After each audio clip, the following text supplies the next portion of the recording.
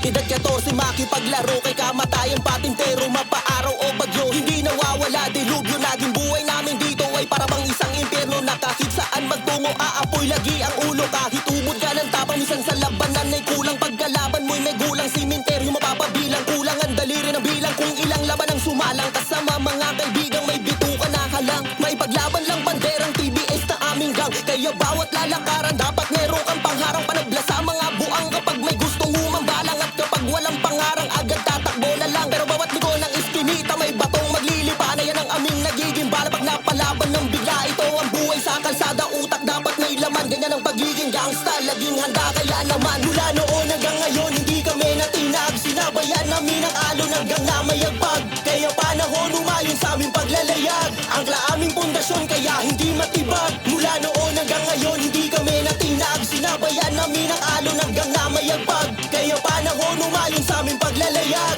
angkla aming pundasyon kaya hindi matibag. Lalo pag nasa tambayan di po pwedeng maggasel, kung susubukin na lumaban magmumukha ka lang papel. Pinagpupunit-punit parang damit ginupit-gupit, dugo mo dito ay sisirit pag makaawan di uulit. Ang halos paulit-ulit na dadaan ng mga araw, merong sasalo ng bulit pag ang kalaban ng ligaw. O kung saan magkasalubong wala nang pakaba-kaba, agad-agad na magsasabong parang manok lang sa tupada. Sa sobrang dami na ng laban na digma ang pinagdaanan, minsan tumatak sa isipan, tama bang maglaban-laban? Kung pwedeng sabay-sabay, kumampay tayo sa tagay at lahat ay kumamay. Nang hindi na nauumay ilang dapat ba na OG, kailangan buhay ay ialay at gano'ng karaming humi ang iuuwing bangkay. Tama bang merong masayang katanungan mo na tama ay mali ang kasagutan sa pinaglalaban kung kaya? Mula noon hanggang ngayon hindi kami natinag, sinabayan namin ang alon hanggang na mayagpag. Kaya panahon umayon sa aming paglalayag, angkla aming pundasyon kaya hindi matibag. Mula noon hanggang ngayon hindi kami natinag, sinabayan namin ang alon hanggang na mayagpag.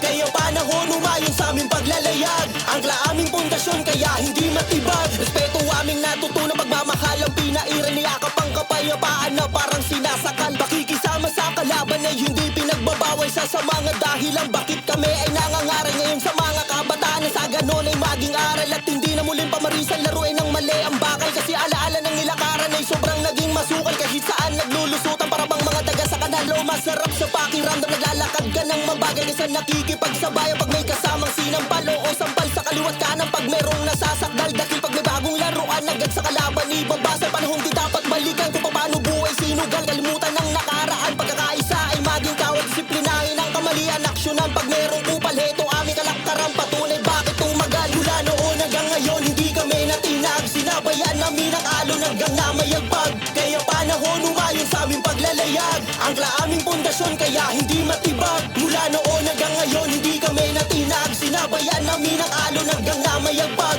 Kaya panahon umayon sa aming paglalayag, angkla aming pundasyon kaya hindi matibag. Mula noon hanggang ngayon hindi kami natinag, sinabayan namin ang alon hanggang na mayagpag. Kaya panahon umayon sa aming paglalayag, angkla aming pundasyon kaya hindi matibag. Mula noon hanggang ngayon hindi kami natinag, sinabayan namin ang alon hanggang na mayagpag. Kaya panahon umayon sa aming paglalayag, angkla aming pundasyon kaya hindi matibag.